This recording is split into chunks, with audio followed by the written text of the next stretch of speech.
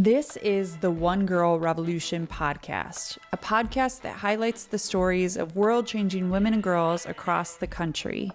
We hope that these stories inspire you, but even more so, we hope that these stories help you to see your own value, your purpose, and your power to change the world through your life.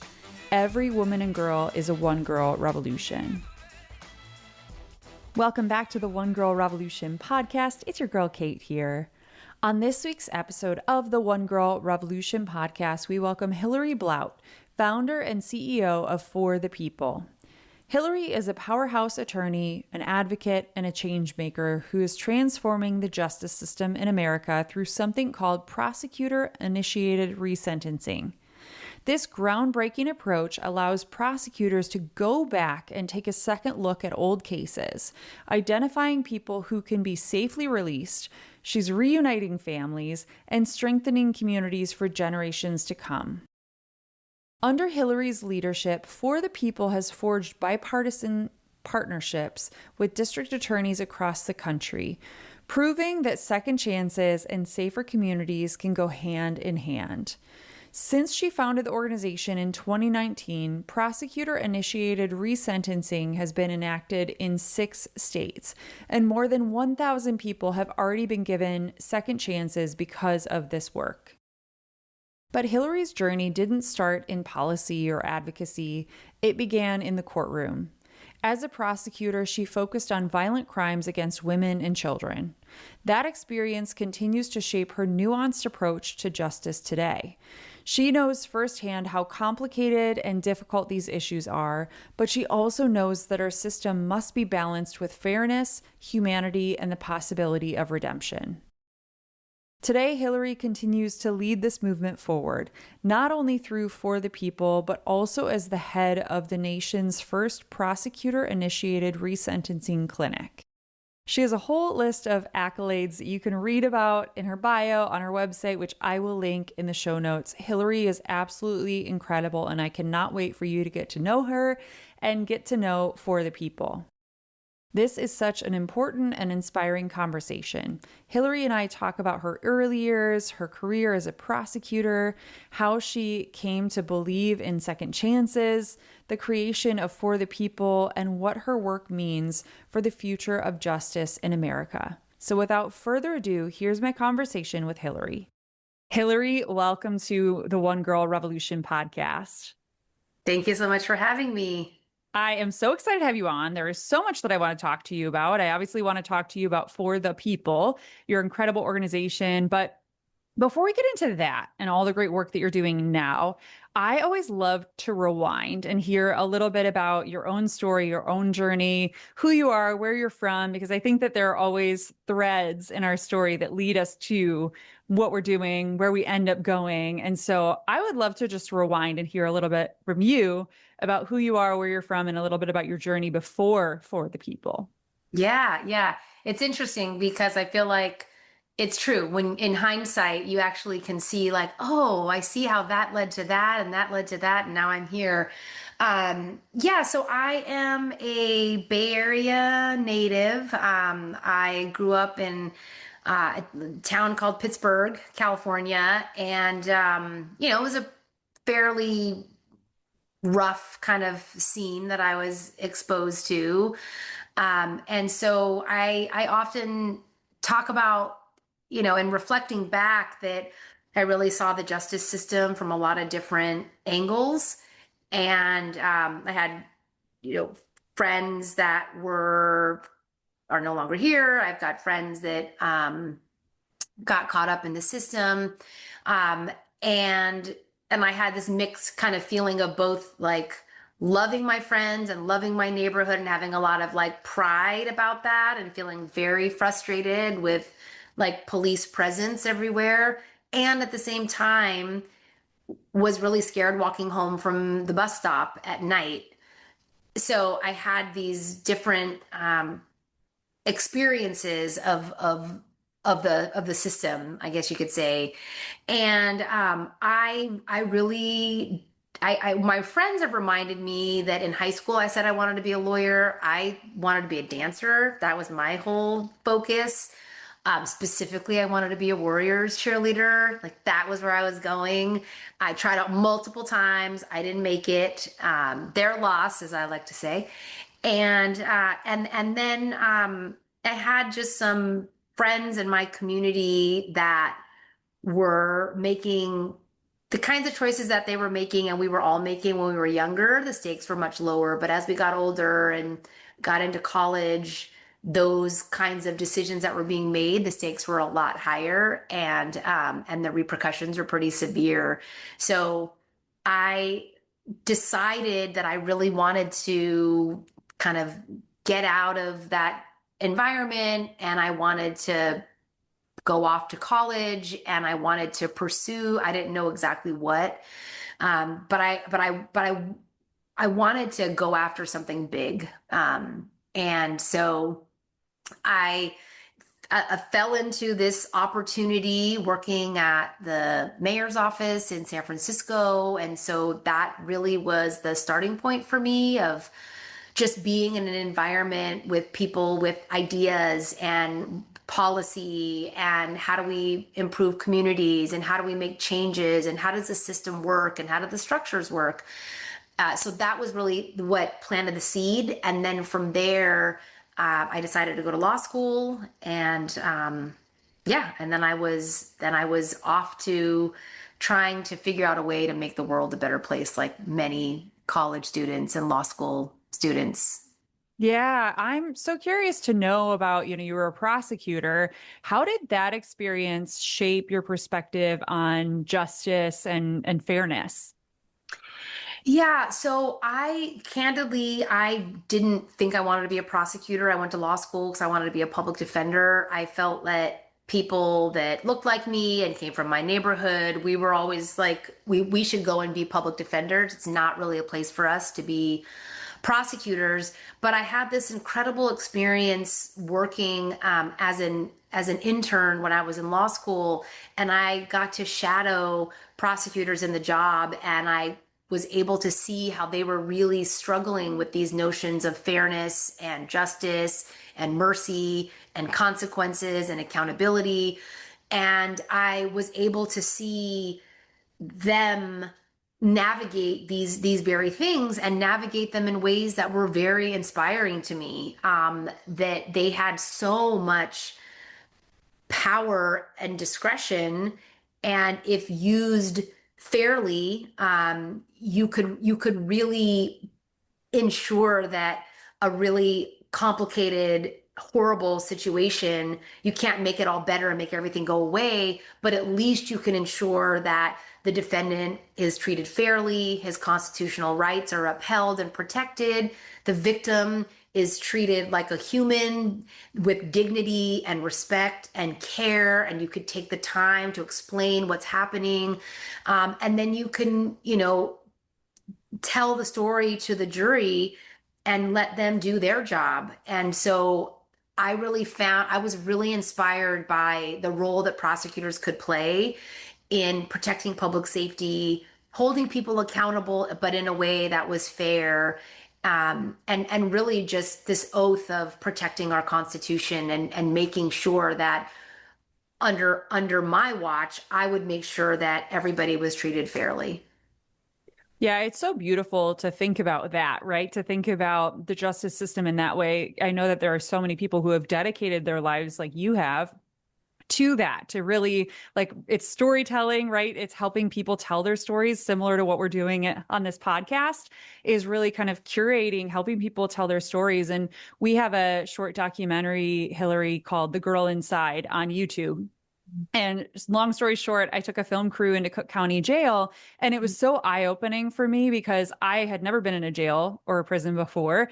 And really sitting there and seeing, you talked about, growing up, all of us, I think, looking back, there are so many instances where we're one step away from the Right. justice system, right? We're one step away from jail. And I remember thinking that and seeing these women at Cook County as my equals, right? That we're all the same. Our humanity is the same. And I think that that's such an important thing that we need to remind people of. And that's a big part of why I wanted to have you on, and highlight the incredible work that you do, because you really are doing that. You're really revealing the humanity of people and seeing these individuals and saying, asking them about their stories, because so many people that end up in the system, they don't know how to use their voice. They don't know how to talk about what happened to them or what they did or why it happened. And that's just such a powerful tool that I want to see more of, not just in the justice system, but everywhere, right? That we all need to know how to tell our stories. And so that's a really beautiful part of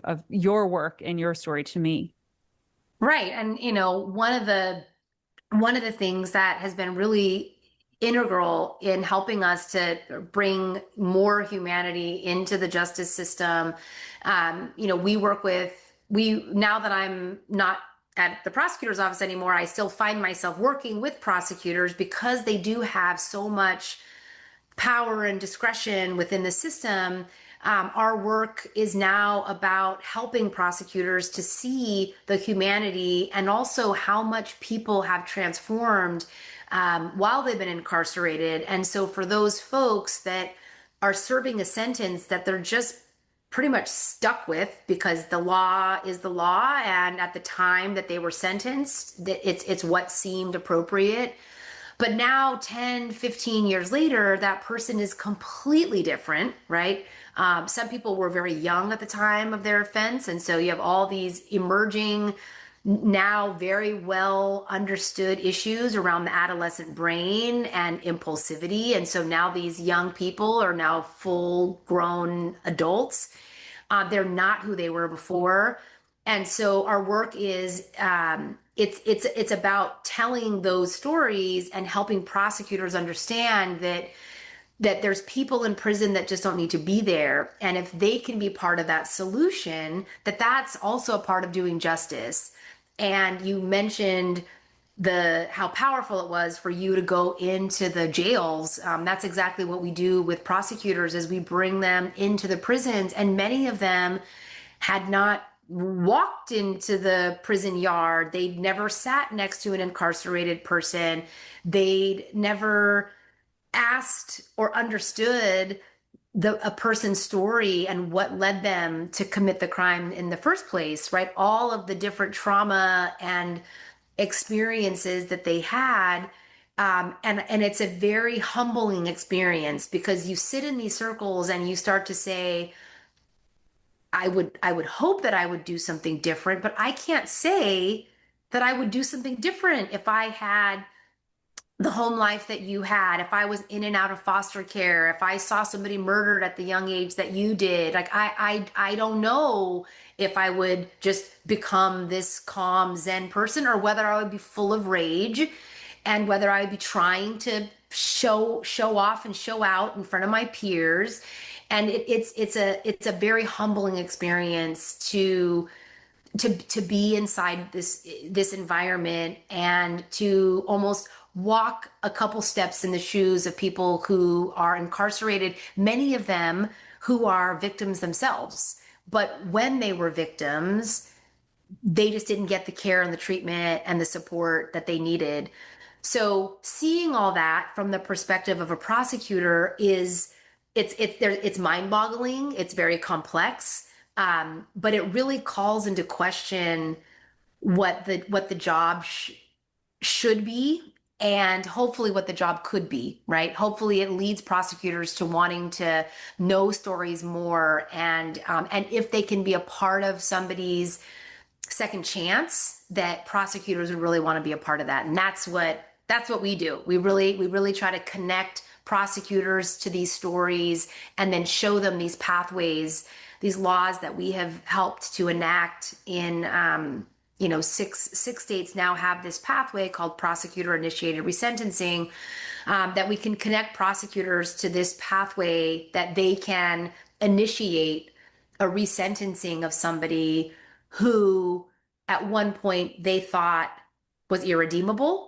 And now they've learned that this person could actually be making incredible contributions in our community, right? Law-abiding contributions in our community. And there's, stories upon stories of people that have come home, and we're watching them do just that. Yeah, there are so many stories like that. And we've covered some of them on this podcast. And I know you and I are going to get into it. At One Girl Revolution, we believe every woman and girl has the power to change the world every single day. Through the One Girl Revolution podcast, our short documentaries, and our social media content, we elevate the voices and stories of women and girls who are making history through their lives every single day. Your support helps us continue this mission to remind every woman and girl that she has value, purpose, and the power to change the world. Donate today at onegirlrevolution.com/donate. That's the number onegirlrevolution.com/donate, and help us keep elevating these voices and stories. I want to know, how did For the People come about? So you're working in the prosecutor's office, you're seeing so many different stories, you're having so many experiences, but how did For the People come about? Was there a spark moment? Was it a series of moments? How did that come to be?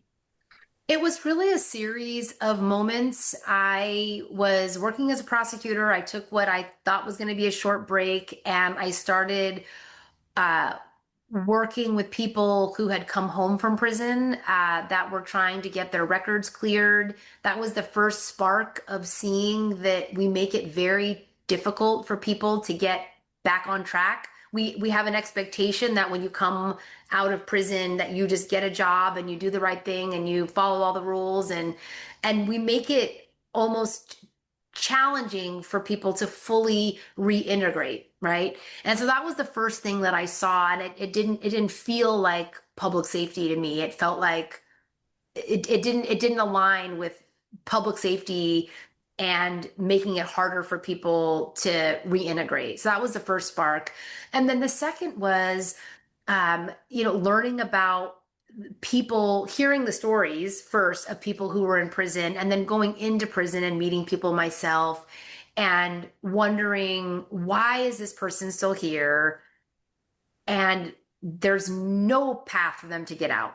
They would need to get a governor to issue a pardon, or they would have to just wait until they served their time, or they would have to go to the parole board, which had a very low, what we call grant rate, right? So the pathways of getting out were very narrow, and yet the number of people that I was learning about and meeting, these were high numbers of people that I was meeting that really deserved a second chance. And so those sparks were happening, and then I started thinking about the role of the prosecutor. And when I had asked this idea, well, maybe prosecutors can be involved in helping getting people out of prison. And a lot of people, that didn't make any sense. That's crazy. Why would you? The prosecutor is the one that put them there. Now the prosecutor is going to get them out. Like, that's not going to happen. But I really believed that if I felt so strongly about it, that it seemed reasonable to me that I could get other prosecutors to sign on to this just conceptually. And so I talked to other prosecutors, and they were in agreement. I asked them, if you learned about somebody who was rehabilitated and it's somebody that you had asked for a long sentence, but you sort of learned later that they had done all the work. They did everything that was asked of them, right? They got sober, they followed the rules, they prepared for life outside the prison, they're ready to come out, they've got a great reentry plan. Would you want to be a part of getting them out and back on their feet? And most prosecutors that I talked to said, yeah. I mean, I don't know where I would start or how you find these people, all the logistics, but just in theory, yes. And that was it. Once I, kind of pressure tested the idea with people who were sitting in these elected positions as prosecutors, and having each of them say, yeah, that sounds reasonable, as long as we're able to contact the victim, right? As long as we're able to do the analysis. That was really important to prosecutors. There were a lot of laws that had passed, and we have different policies in place where victims who thought a person was getting a certain sentence would then just get kind of a notice in the mail and letting them know, by the way, this person you thought that was going to be serving all this time is now out.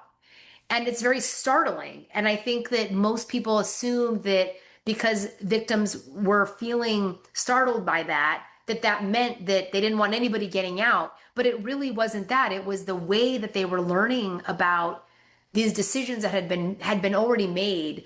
And so with prosecutor initiated resentencing, the prosecutors wanted to be able to change that communication and the delivery of information and do it in a way that's trauma informed.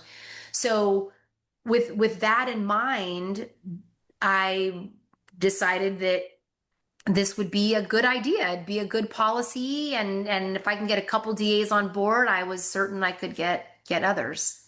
And I know it's continued to grow and evolve in the years that you've been around. And it's beautiful for me. It was beautiful for me to even like look through your website and kind of look at the evolution. And I will obviously put the website, all your social media, so people can easily follow everything that you're doing and follow as you continue to grow and evolve. Hillary, for people that are listening, what is the mission of For the People? Give us an overview and just talk about the different facets of the work that you do. Yeah. So, our mission really is to find people in prison who are rehabilitated and they're ready to be positive, contributing members of our community. And we really believe that giving somebody a second chance, especially those that are, want nothing more than to live a life of amends, that really is the cornerstone of public safety, right? That's really the cornerstone of a whole, well, safe community. And so our work is a couple different buckets of work that we do. One is that we pass laws. They're called prosecutor-initiated resentencing laws that gives prosecutors the ability to bring a case back to court after they do a very meticulous review and request the court to reopen the case and resentence the person. And then the prosecutor will usually ask for a shorter sentence that would result in the person being released. So that's one of the aspects that we do. The second thing that we do is that for many prosecutors, it is, as I mentioned, when I talk to prosecutors, the idea in theory makes sense, but how to start, where to begin, how to find people, that's what we do. So we partner with offices and we help them to build out these resentencing units or resentencing initiatives, and we help them coordinate with all the different stakeholders, and then we help them with this meticulous review. And then we also support people on the back end when they are actually resentenced. So we walk alongside people that have come home from prison, help them identify, housing and jobs and education, and really just support them on their reintegration journeys so that they're not just surviving, but we want them to be thriving, right? They've got big plans for themselves, and we want to help them realize that.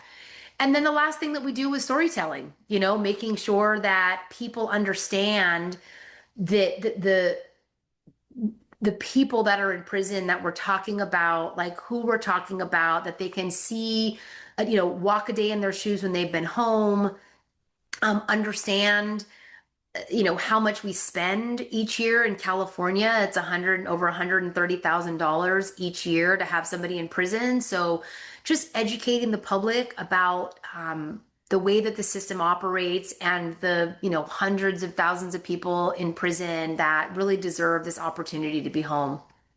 Yeah, it's so important for all of us to learn about it and share these different statistics and share different stories on social media. And I always say on this podcast, Hillary, that the free and easy way for anybody to support a cause or learn more is just to follow on social media, because you also never know what you're going to share that might spark something in someone to be like, oh, I watched Orange is the New Black, but I didn't know anything about the justice system. Or somebody was on the podcast a couple weeks ago and she encouraged people to actually go to the courthouse and like sit through an actual hearing.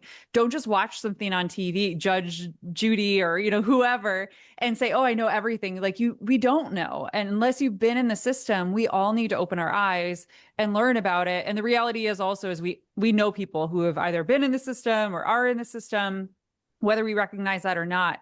But it's so important for all of us to be educated and to advocate for other humans. Hillary, this podcast is all about stories, and I know that you have so many stories that you could tell, and probably at this point you could write a couple of books about all the different people that you've been able to help through For the People. But is there a story or two that you could really kind of zero in on that you feel like illustrates the power of the work that you're doing? Because I think that, as we both know, storytelling is so important, and I would love for you to share a story or two. Yes, there's so many. And I have an incredible team and just incredible people that have come home that we get to work with. And hopefully you can make available to the listeners our Home for Good series. And I want to mention that because not only are the stories incredible, there's a story about Troy and about Ton and about several people, but the videos and these short documentaries are actually done by somebody who came home from prison through this program, right? So it's like when you talk about unlocking potential, I mean, these stories, these documentaries are just incredible, and they're created by people who are inside and are now home. So one of the people that I think a lot about is Alwyn. And Alwyn is somebody who, when he was younger, he had all of the things happening that shouldn't be happening to young people, and had none of the real supports in place that all young people should have. And so, even in like his teenage years, he was already using and selling and trying to get money to take care of siblings. He was already kind of in that life with all of that pressure. And by the age of 19, he had already been sentenced to prison. He'd been in and out of the justice jail and all of that, but by 19, he was sentenced to prison. And from that point on, he just cycled kind of in and out of prison, deep, deep, deep in the throes of his addiction. And the way that we kind of resolved that as a system was we just kept sending him to prison. And then eventually he decided that he was wanting to get money to buy drugs. He was again just really deep in the throes of his addiction. And so he decided he would go into a motel and rob the motel for money. So he does that. He goes in, he says, I'm not trying to hurt you. I just want the money from the register. So the lady hands him a wad of $150 of crumpled up bills, and he takes $150 and he runs out and goes and buys drugs, and the cops find him, and shortly thereafter, drugs in his pocket. He's high as a kite. And for this, Alwyn receives a sentence to prison for life. And he was, basically at that point staring at forever. This was going to be where he was going to spend the rest of his life. And so Alwyn, even though he was confronted with having to spend the rest of his life behind bars, after a couple of years, something started to change in him, and he started making different choices. He decided he wanted to get an education, so he got his GED. Liked the way that that felt, right? Was like, well, that's a feeling of accomplishment. He started to take more seriously Bible study and pursuing his faith, so much so that he became a pastor in the prison. And that he kind of stumbled on that because he was doing the work and helping other people and explaining and giving counsel. And then he was like, oh, I'm really good at this. I'm really good at, and I like the way it feels to help others. And then it just kept one thing after another. Then he would go into a mentorship program, and then even the prison officials started asking him to participate to help with young people that were coming into the prison that needed somebody to guide them and help them to make better choices. So he was doing all of these things, and 20 years later, he was completely different. The prison officials even said that he didn't need to be there anymore, but he still had a life sentence. So he wasn't getting out. And so thankfully at that time, one of the DAs that we were working with, and we learned about Alwyn's case, and we got all the information together and we brought it to the DAs, and they agreed that he didn't need to be in prison anymore. He'd been in there for over 2 decades. And they used this law and they asked the court to resentence Alwyn and bring him home. So when we talk about how people want nothing more than to live a life of amends, he is just one of the many people that we see do this in real life. When Alwyn came home, he immediately started looking for work in the reentry space. He wanted to be working with people who were on their journey of coming home, and especially those who were struggling with substance abuse, because he had knocked that habit. He had got all the rehabilitation that he needed, and he was already helping others when he was in prison. So he knew that that was what he wanted to do. So he spent his time focusing on that. He also volunteered at a homeless shelter, giving showers for homeless people. Then he was working in a ministry for young people. It was to the point where we were like, Alwyn, you're doing enough. It's too much. Like you don't have to work 7 days a week giving back. And he would always push back and say, this is what I dreamed of, that if I was given this chance to be free, this is what I would do with my life. I would give back every single day, and I would give back to the very community that I harmed. And so that's exactly what he's doing. He is now married. He just celebrated his 1-year anniversary to his lovely, amazing wife, Deborah. And he's just a real testament to the power of having somebody that's rehabilitated back in our communities, making our communities better, interrupting future cycles of violence, right? That to me is public safety. Those stories are so important because we don't often get to kind of hear these stories or see behind the walls of jail and prison, and really sharing, like, there's so many facets to these stories, just like all of ours, right? Like there are so many facets and we're all so complex, right? It's almost like an onion peeling it back. And so I love hearing those kind of stories, and also people that have been through hell and back and now they're helping others. I know that there are just countless stories like that of people who, went through the system and now they're helping others, or they founded a nonprofit organization to help others, or they're building community. It's just incredible to me to hear those stories. So thank you for sharing that. And like I said, I will put all the links to your website and to the series so people can see more stories and hear more from all of you. 5 years ago, we released The Girl Inside, an Emmy-nominated short documentary that tells the powerful stories of women incarcerated within Cook County Jail.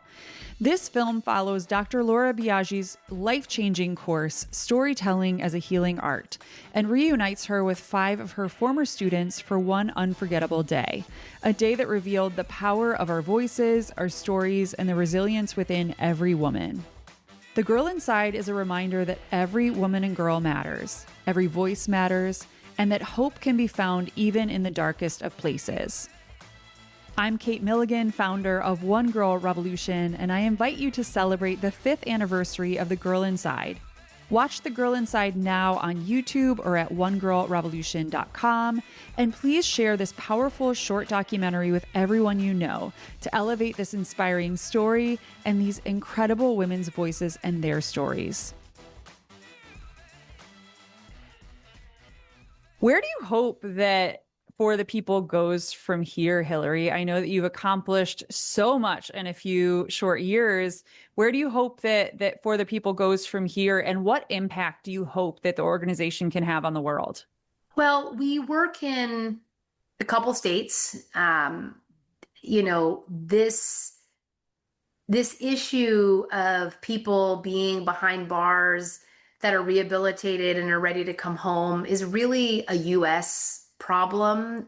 This is something that we want to see all counties across the country caring about these issues. We want to see prosecutors across the country rethinking their role, that it can be about accountability and protecting victims' voices, but it also can be about redemption and doing the right thing and being courageous in stepping out and doing things differently.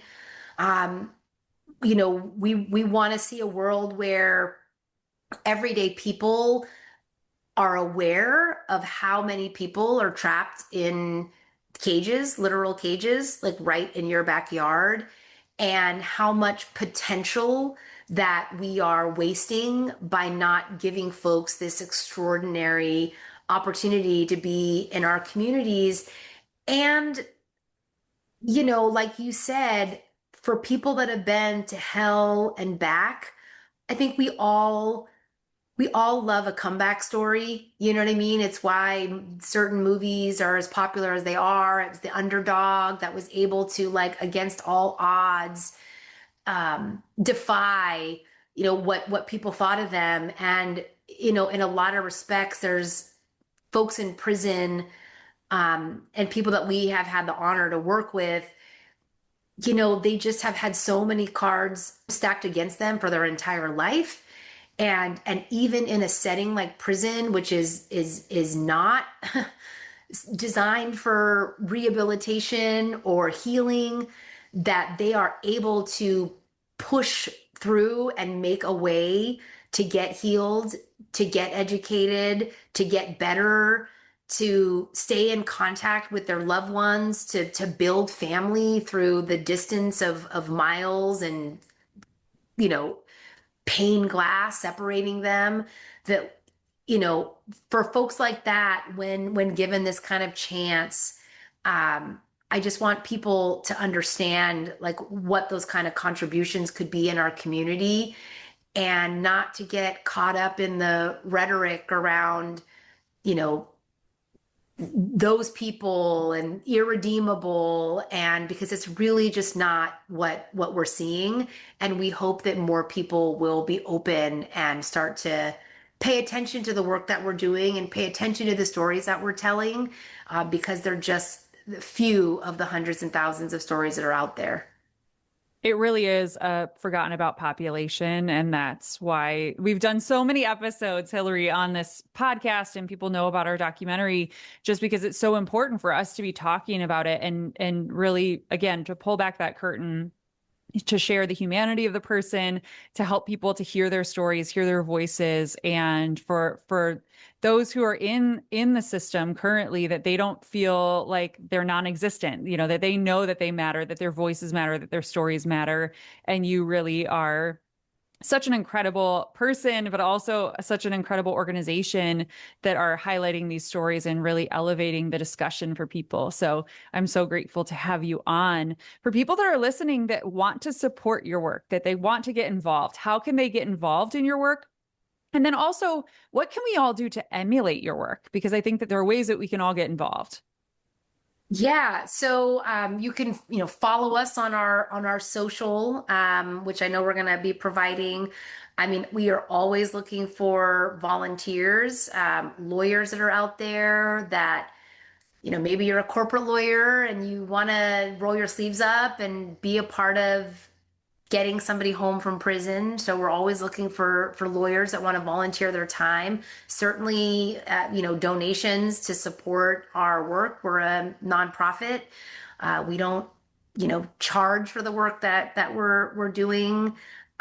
So supporting us in those ways. And in terms of emulating our work, I mean, it's if you if you are sitting at a dinner table talking to a prosecutor, tell them, if you know anybody that's in law enforcement, tell them about this program and what we're doing.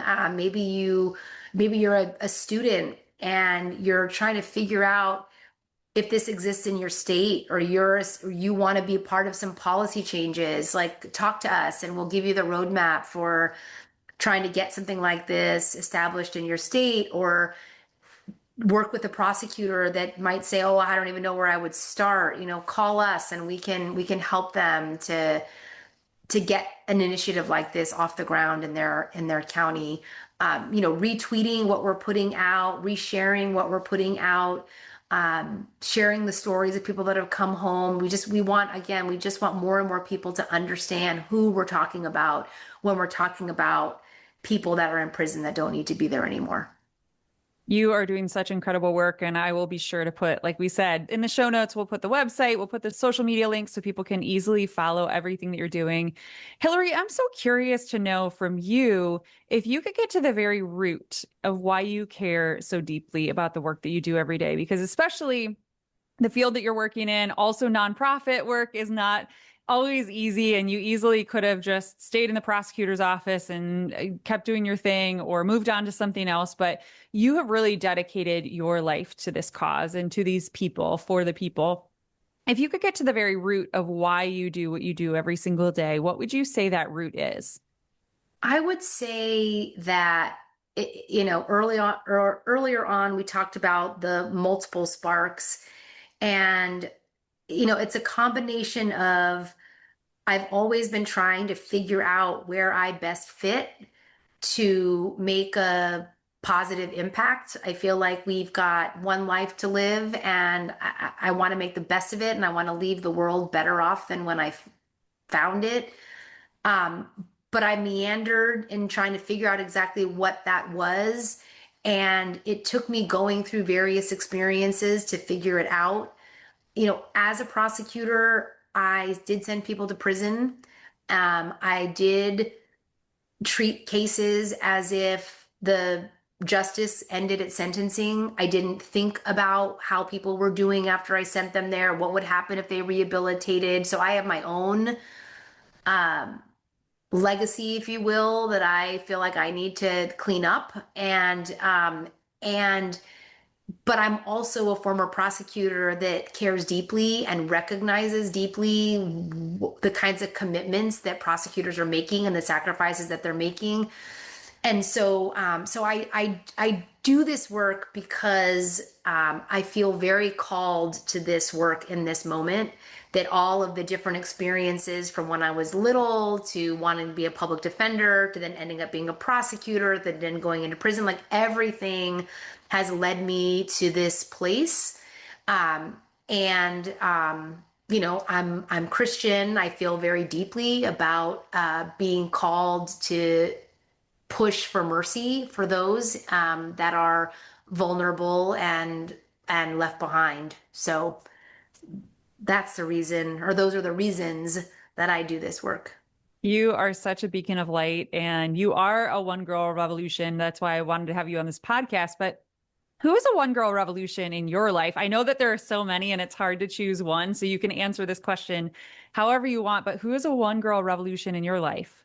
Oh, I mean, that's my mom for sure. Um, she came to this country when she was very young. She was born in Japan and came to this country with my grandma, who's also, I guess it's a two-girl revolution, raised me by herself and just would never let me doubt what I could do. And even in the environment that I was in, she just never let me get too hung up on where other people were going or how hard the road was ahead. She always instilled in me that there's a purpose that I'm supposed to figure out and fulfill, and that if I would just keep pursuing that, I would figure out what it was, but that impossible was just not going to be part of my vocabulary.